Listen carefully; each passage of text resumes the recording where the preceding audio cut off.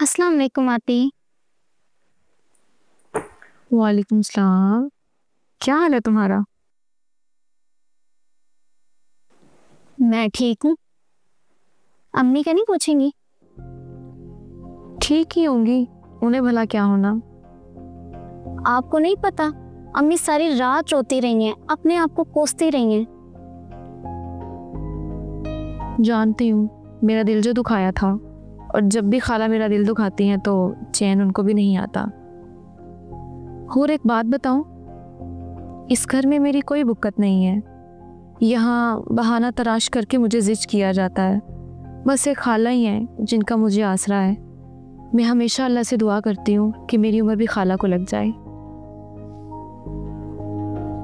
खबरदार, दोबारा अपने मुंह से आइंदा ऐसी बात ना निकालना।